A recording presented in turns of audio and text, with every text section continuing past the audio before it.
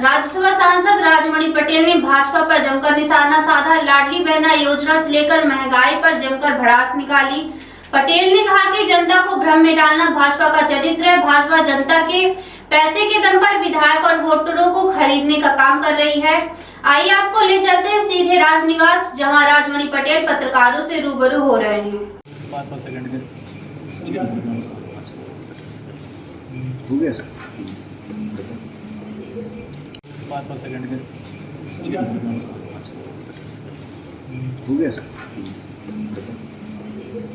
वो या बेटियों को ये जो पैसे बांटने की प्रथा चालू हुई है, भाजपा दे चुकी है, कांग्रेस देने का प्रलोभन दे रही है। ये कहाँ तक सही है, मतलब समाज हित में? देखिए, ये जो है वो एक परंपरा व्यवस्था है कि किसी उसमें कोई मान लीजिए कि पिछड़ापन कहिए, किसी उसमें पीछे रह जाता है तो उसको प्रोत्साहन देने के लिए आगे किया जाता है, उसको बढ़ावा दिया जाता है, उसको महत्व दिया जाता है। निश्चित रूप से महिला वर्ष में जो है कांग्रेस ने महसूस किया कि हमारी जो महिलाएं हैं उसमें कोई रेखा उसकी नहीं है। महिला माने महिला, जो भी महिलाएं हैं उसमें कोई ऐसा नहीं गरीबी के आधार पर दिया जा रहा है, किसके आधार पर दिया जा रहा है, प्रलोभन दिया जा रहा है। क्योंकि यह है कि माने जो महिलाएं हैं, महिलाओं का सम्मान होना चाहिए, अधिक उनकी भागीदारी है और वो तेज़ी से आगे बढ़े, उनकी हिस्सेदारी हर क्षेत्र में।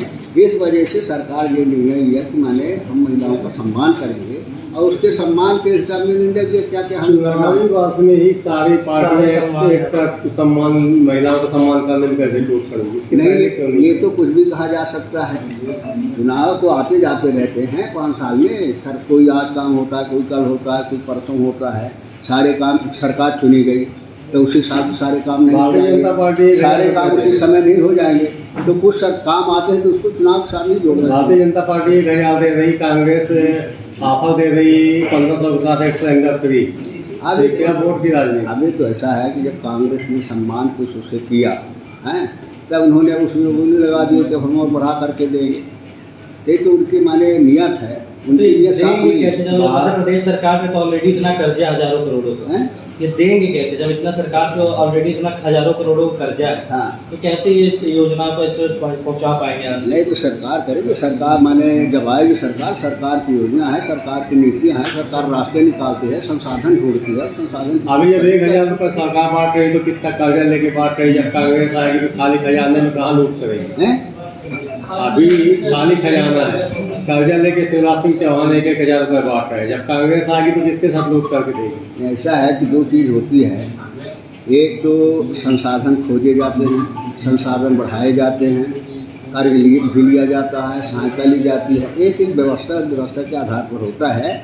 लेकिन कांग्रेस निश्चित रूप से कोई समाधान सोचेगी, ऐसा माने निर्णय करेगी जिससे हम उसकी जो हमारी कमी है, कर्जा है, उसको पूरा कैसे करें, कैसे संसाधन जुटाएं।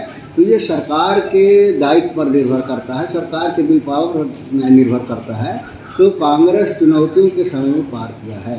ये देश जब आज़ाद हुआ था उस समय देश में खाली खजाना था, इस देश में सुई तक नहीं बनती थी।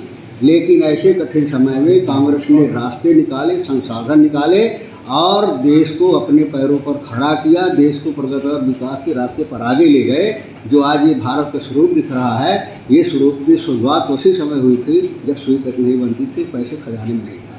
तो ये सरकार के विल पावर पर रहता है कि सरकार संसाधन कैसे जुटाए, सुविधा कैसे जुटाए और कैसे माने उस चुनौतियों से सामना करते हुए प्रगति विकास के रास्ते पर देश को आगे ले जाए। ये देश से मतलब नहीं है, देश की समस्या से मतलब नहीं। राम से मंदिर नहीं है, राम से उनका मतलब नहीं है।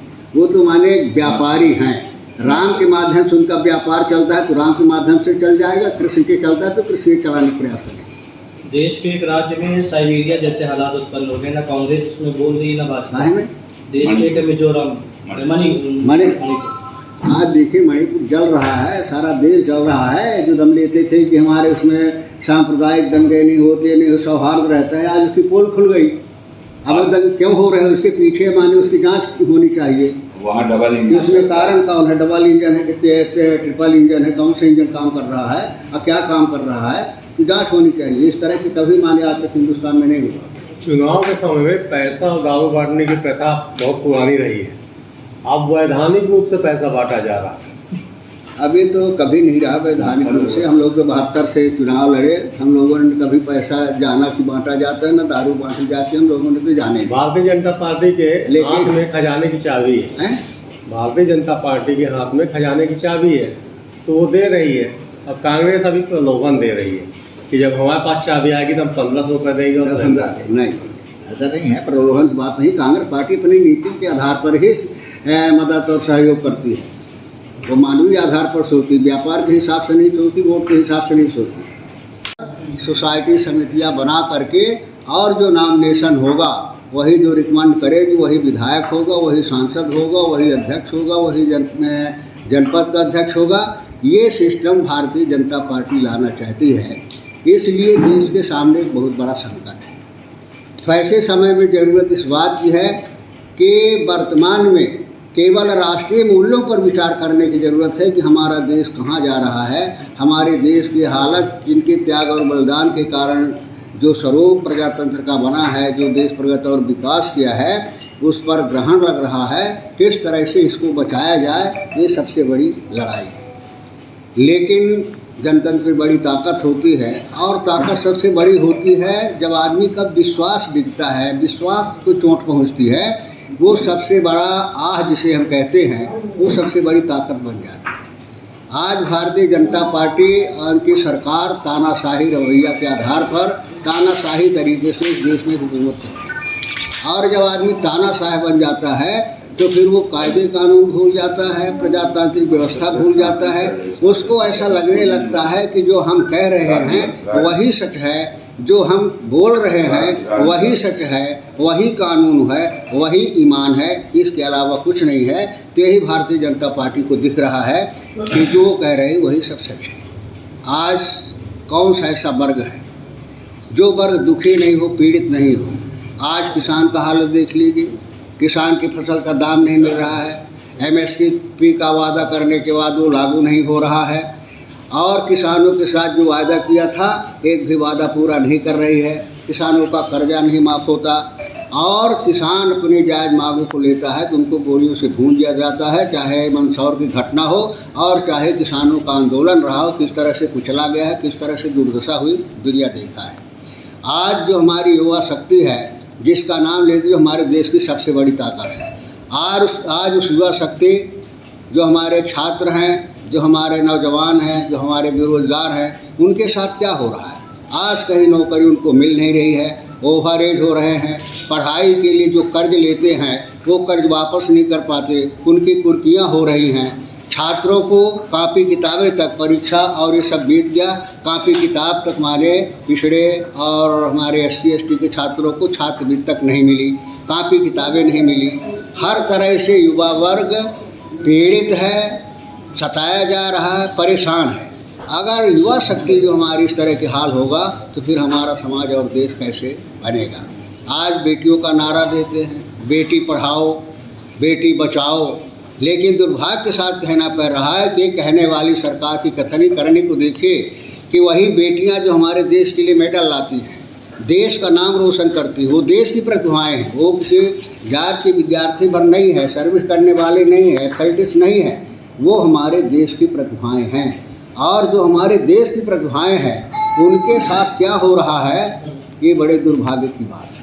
और इससे भी दुर्भाग्य की बात ये है कि FIR दर्ज करना, FIR लिखाना एक कॉमन आदमी का भी अधिकार है, कानूनी अधिकार है कि कोई FIR दर्ज कराना चाहता है, FIR होगी। अगर FIR नहीं है तो जांच होगी, पड़ताल होगी, उसके बाद भले उस पर विचार न हो कि FIR उस लायक नहीं है, लेकिन FIR लिखना जो है उसका संवैधानिक अधिकार है। लेकिन दुर्भाग्य है कि हमारे देश की बेटियां प्रतिभाएं जब FIR कराते, FIR दर्ज सरकार नहीं करने देती है। कितनी बड़ी तानाशाह सरकार हो गई है कि FIR दर्ज नहीं होती। उस FIR के लिए जब न्यायालय हस्तक्षेप करता है, न्यायालय निर्देश देता है, तो न्यायालय के निर्देश के बाद FIR दर्ज होती है। इससे बड़ा दुर्भाग्य, इससे बड़ा अपमान हमारी बेटियों का क्या हो सकता है, ये सोचने की ज़रूरत है।